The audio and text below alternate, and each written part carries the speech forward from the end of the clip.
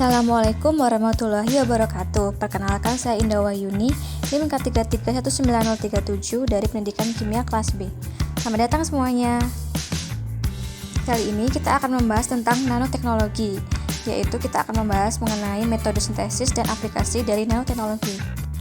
Nanoteknologi telah berkembang beberapa tahun belakangan ini pada berbagai cabang ilmu sains dan memberikan pengaruh yang kuat pada berbagai bentuk kehidupan.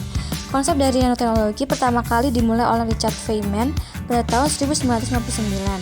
Nanoteknologi merupakan suatu hasil dari pemanfaatan sifat-sifat molekul atau struktur atom yang berukuran nanometer, di mana akan dihasilkan suatu sifat-sifat baru yang luar biasa melalui suatu molekul atau struktur yang berukuran nano.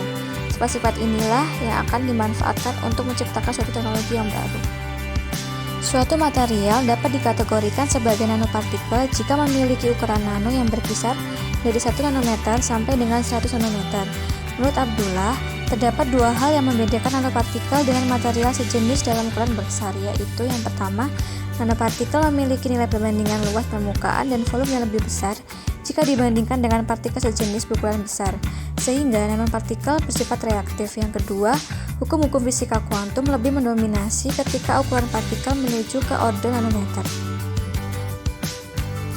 Karena nanopartikel memiliki ukuran partikel yang kecil, menyebabkan nanopartikel memiliki beberapa kelebihan. Salah satunya yaitu rasio luas permukaan terhadap volume partikel dan juga aktivitas atom pada permukaan partikelnya tinggi, sehingga sifat partikel dan interaksinya dengan materi lainnya dapat berubah. Sintesis nanopartikel pada saat ini perlu ditingkatkan karena nanopartikel yang merupakan bagian dari nanoteknologi dapat diaplikasikan dalam berbagai bidang.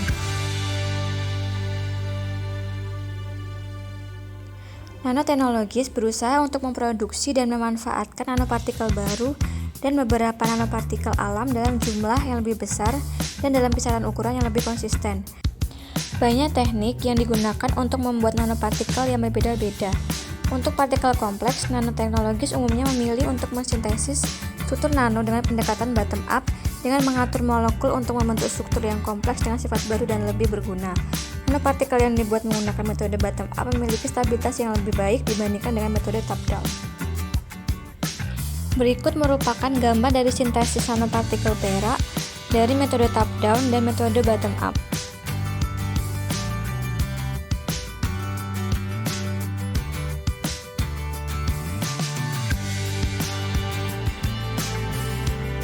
Secara umum terdapat dua cara sintesis nanopartikel. Yang pertama ada metode top down. Sintesis nanopartikel dengan metode top down dapat menghasilkan nanopartikel dengan ukuran 10 nanometer sampai dengan 100 nanometer. Ukuran nano ini diperoleh dengan cara memperkecil ukuran suatu partikel melalui pemberian gaya luar terhadap suatu material berukuran besar sampai ukurannya berubah menjadi ukuran nano, dan metode ini hanya diterapkan untuk bahan dengan fase padat. Metode top down dapat dilakukan dengan pemotongan, penggilingan, dan atau penggoresan. Yang kedua ada metode bottom up. Sintesis nanopartikel dengan metode bottom up dapat menghasilkan struktur nano yang komposisi kimianya lebih homogen. Dilakukan dengan pembentukan struktur nanopartikel oleh atom suatu molekul. Metode bottom up dapat dilakukan dengan melalui dua fase, yaitu fase gas dan fase liquid. Pada fase liquid dapat dilakukan dengan metode reduksi kimia, di mana dengan metode tersebut agen reduksi, pendispersi, waktu, dan suhu reaksi dapat disesuaikan untuk mendapatkan bentuk dan ukuran nanopartikel yang diinginkan. Berikut merupakan tabel kategori metode bottom up dan top down. Untuk metode bottom up itu ada metodenya sol-gel, spinning, CVD, pirolisis, dan biosintesis. Sedangkan untuk metode top down itu ada mechanical milling, nanolitografi, laser ablation, sputtering, dan thermal decomposition.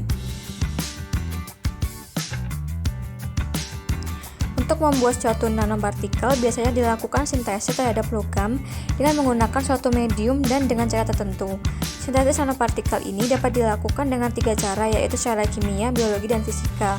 Untuk sintesis secara fisika, nanopartikel dilakukan dengan melalui evaporasi, kondensasi, dan laser. Sedangkan untuk sintesis secara biologi dilakukan dengan bantuan makhluk hidup, misalnya mikroorganisme maupun organisme seperti bakteri, fungi, dan eksel tumbuhan. Sebagai contohnya, Hirokoshi dan Serpon telah melakukan penelitian dengan menggunakan ekstrak alga hijau dalam mensintesis nanopartikel perak pada suhu ruang. Protein pada ekstrak alga tersebut akan berperan sebagai agen reduksi dan pengontrol bentuk nanopartikel yang dihasilkan.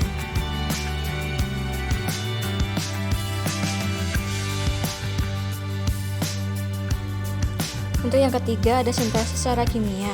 Sintesis nanopartikel secara kimia dilakukan dengan bantuan agen reduksi kimia seperti borohidrat, hidrazin, dan formaldehid.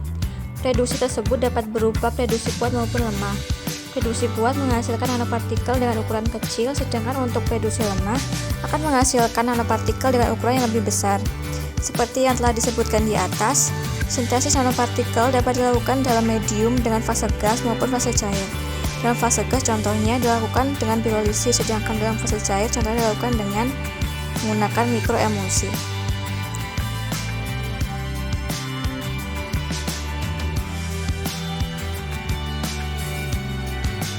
Selanjutnya kita akan membahas mengenai metode sintesis dan keuntungannya. Metode yang pertama yaitu chemical vapor condensation, di mana bahan kimia padat yang diuapkan pada tabung yang dipanaskan. Molekul fase uap yang dikondensasi untuk menghasilkan nanopartikel yang bersifat solid dengan ukuran berkisar 1-2 nanometer. Keuntungan dari metode ini yang pertama, komposisi dapat dipilih. 2. Preparasi dapat dilakukan pada berbagai jenis nanopartikel. 3. Distribusi ukuran sempit. 4. Sejumlah besar nanopartikel dengan aglomerasi tinggi, dan lain-lain. Kedua ada microemulsion, di mana penetasan air nanoseptik yang terdispersi dalam fase-fase kontinu yang distabilkan oleh molekul surfaktan untuk membentuk nanopartikel berukuran 0,5-7 nanometer. Keuntungan dari metode ini adalah yang pertama, metodenya sederhana. 2. Powder terdefinisi dengan baik dan terkontrol. Dan ketiga, nanopartikel terkontrol dan berukuran seragam. Metode selanjutnya adalah mikrobial. Pada metode ini digunakan bakteri untuk memproduksi nanopartikel berukuran 5-50 nanometer. Keuntungan dari metode ini adalah yang pertama, ukuran terkontrol, bakteri tidak perlu mati, distribusi ukuran sempit, dan memiliki selektivitas dan presisi yang tinggi. Selanjutnya ada sol gel. Metode ini merupakan reaksi polimerisasi anorganik dengan melakukan 4 tahapan, yaitu hidrolisis, polikondensasi, pengeringan, dan dekomposisi termal. Ukuran nanopartikel sebesar 1-42 nanometer. Keuntungan dari metode ini adalah pengontrol komposisi yang sangat baik dan powder yang sangat berpori.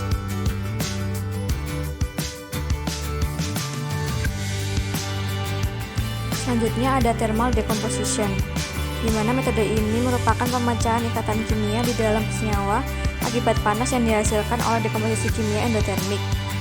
Ukuran dari nanopartikel metode ini sebesar 40 nanometer. Keuntungannya yaitu yang pertama, powder terkristalisasi dengan baik, morfologi partikel terkontrol, dan homogen dalam ukuran, bentuk, dan komposisinya. Setelah itu ada pirolisis.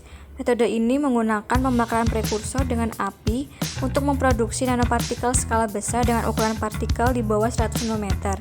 Keuntungan dari metode ini adalah distribusi ukuran partikel yang seragam dan dapat dikontrol, juga dapat digunakan untuk memproduksi skala besar. Metode lain yaitu mechanical milling, di mana pada metode ini dilakukan penggilingan elemen yang berbeda di dalam atmosfer inert menggunakan milling atau annealing. Ukuran partikel berkisar antara 14-40 nanometer. Keuntungan dari metode ini adalah efisien dan menentukan fase pada suhu rendah. Nanopartikel memiliki banyak kegunaan dalam berbagai macam bidang, diantaranya dalam bidang kesehatan, kosmetik, lingkungan, tekstil, dan juga sebagai katalis. Akibat perkembangan yang amat cepat, aplikasi nanoteknologi dapat digolongkan menjadi 3 bagian, yaitu nanoteknologi bertahap, nanoteknologi evolusioner, dan nanoteknologi radikal. Nanoteknologi bertahap adalah aplikasi nanoteknologi yang bersifat jangka pendek, sedangkan untuk nanoteknologi evolusioner adalah aplikasi nanoteknologi yang belum terwujudkan dalam jangka pendek. Lalu untuk nanoteknologi radikal adalah berbagai kemungkinan aplikasi yang di masa depan juga nampak tidak memungkinkan.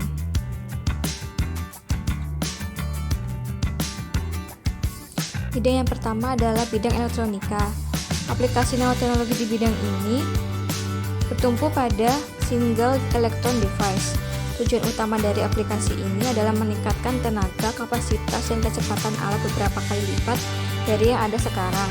Pada prinsipnya, aplikasi ini merupakan aplikasi yang evolusioner, yang ampun menjadi produk untuk konsumen. Sebagai contoh untuk komputer, di mana perakitan berbasis nanoteknologi akan dilakukan secara bottom up.